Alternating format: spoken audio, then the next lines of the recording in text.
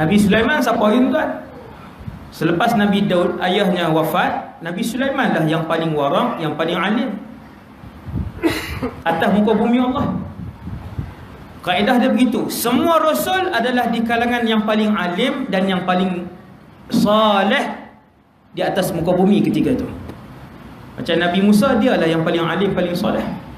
Nabi Sulaiman, dia lah yang paling alim dan yang paling alim ilmu, yang paling warang, saleh.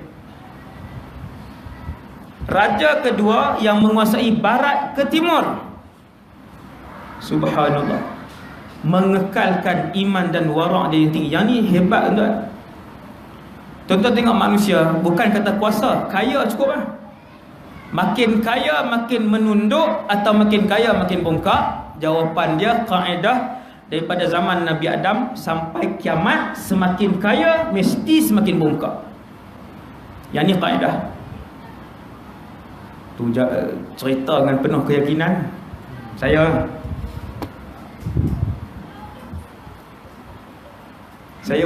tak payah cerita lah. Saya nak sebut tadi bukti yang saya beritahu tadi ni, dia bukti Quran, bukti hadis ada. Kan?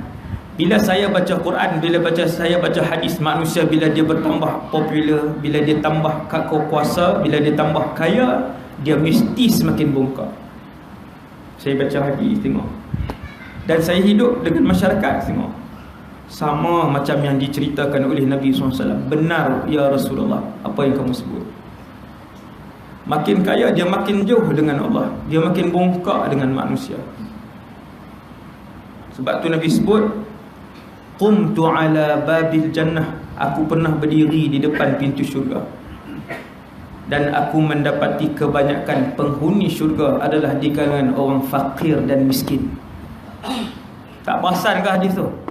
Hati-hati orang kaya, kuota anda sedikit di dalam syurga.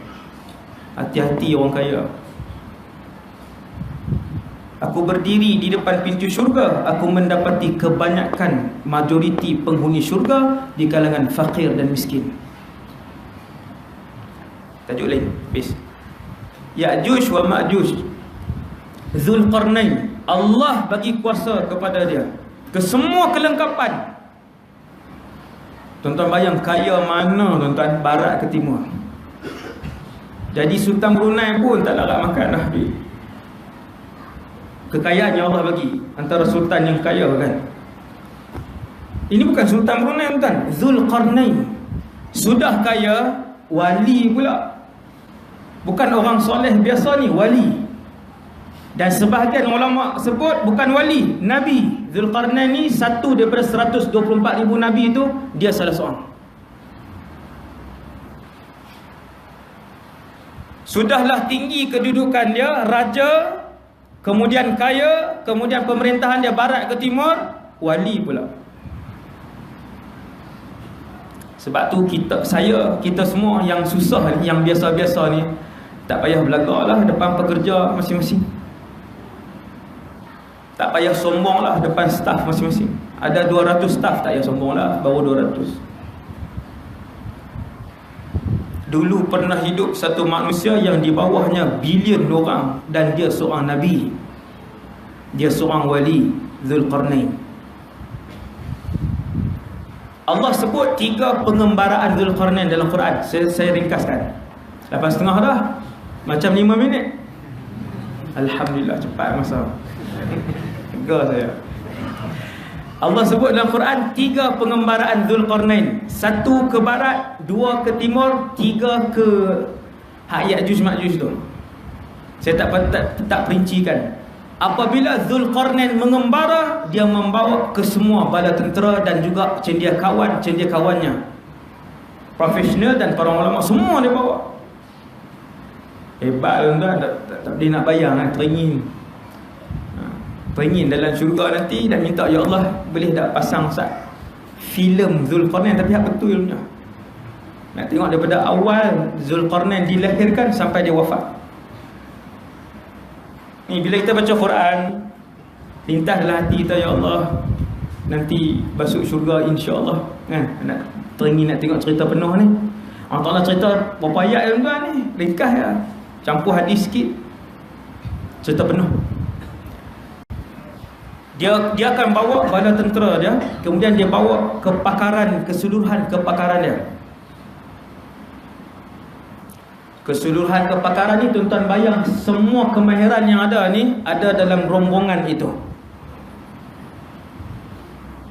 Sebab tu bila Zulkarnain pergi ke barat, penduduk di barat perlukan apa, dia akan arahkan daripada rombongan yang dia bawa tadi. Depa ni tak pandai buat ni, okey, bagi benda ni.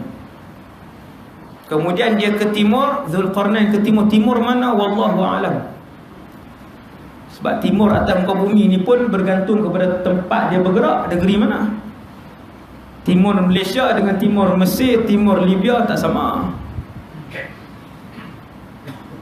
Bila Zulkarnain pergi ke satu negeri, sebuah negara di timur, pergi ke sebuah negara di timur, kita boleh tengok dalam Quran Allah SWT sebutkan sifat yang paling utama untuk negara tersebut, penduduk di negara tersebut ialah mereka tidak ada sutra, tidak ada penutup. Qaumin lam naj'al lahum min duniha sitra. Tidak ada pelindung. Ulama tafsir cari hadis. Ada tak Nabi cerita tentang kaum ni? Tak ada. Nabi sebut sikit je. Boleh jadi tempat negara yang Zulkarnain sampai itu, yang semua penduduk dia tidak ada pelindung, sama ada tidak ada rumah. Tinggal dalam gua, dia tinggal di bawah cahaya matahari, tak ada rumah, bawah pokok, ataupun mereka tidak berpakaian. Maka Zulkarnain arahkan rombongan dia, ajar mereka jahit, ajar mereka buat pakaian, ajar mereka buat rumah, ajar kemahiran yang dia ada, dia ajar. Dan tujuan pengembaraan Zulkarnain satu sahaja, mengajak semua kawasan yang dia lalu untuk kembali kepada Allah Subhanahu wa ta'ala. Subhanallah. Yang itulah tujuan manusia diciptakan. Yang ada iman kena ajak orang yang tak ada iman untuk kenal Allah, beriman dengan Allah. Tuan-tuan ingat saja-sajakah orang Allah Ta'ala ciptakan China, India yang tidak Islam? 3 pengembaraan Zulkarnain dan bala tentera dia yang disebutkan oleh Allah, tujuan pengembaraan itu ialah untuk mengembalikan manusia kembali kepada beribadah kepada Allah Subhanahu Wa Taala. Ini pengajaran ni kita nak ceramah sebut ni, pengajaran. Oh, baru kita perasan, baru kita faham. Semata-mata itu, ya, semata-mata itu. Tuan-tuan bayang 2 bilion, 5 bilion tak Islam, 2 bilion Islam. 5 ni tuan-tuan kekal selama-lamanya dalam neraka. Sampai bila? Sampai bila-bila. Tuan-tuan renung sekejap, 5 saat je tuan-tuan renung. Lebihlah saya ajak tuan-tuan renung 30 saat. Satu poin ni tuan-tuan. Kita masuk dalam syurga, insya-Allah. Kita duduk dalam syurga, kemudian 1 juta tahun. Dah 1 juta tahun ni kita sembang dengan kawan-kawan, ni dah 1 juta tahun, sampai bila nak duduk dalam syurga ni? Bukan boring sembang. Jom kita pergi tanya Allah. Ada perbualan boleh berbual dalam syurga. Nak dengar perbualan? Ada hadis perbualan penduduk syurga dengan Allah Subhanahu Wa Taala. Begitu rapat, begitu mesra manusia dan Allah Subhanahu Wa Taala. Allah Ta'ala kata kekal selama-lamanya dalam syurga. Selepas 100 juta tahun duduk dalam syurga, tuan-tuan, tidak tua, tidak sakit, kulit tidak ketut, tak pernah risau, tak pernah miskin. Selepas 100 juta tahun kita tanya, ya Allah, sehingga bila dalam syurga? Bukan boring, nak tahu je.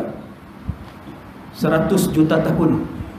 Allah Ta'ala kata kekal kamu di dalam syurga selama-lamanya. Tuan-tuan, benda ni saya fikir, benda ni, selepas 1 bilion tahun di dalam syurga, tuan-tuan, sampai bila dalam syurga? Kalaulah hidup selama-lamanya dalam syurga itu pun sudah tak terfikir di akal kita, apatah lagi hidup selama-lamanya dalam keadaan tersiksa dalam neraka. Wal iyad billah.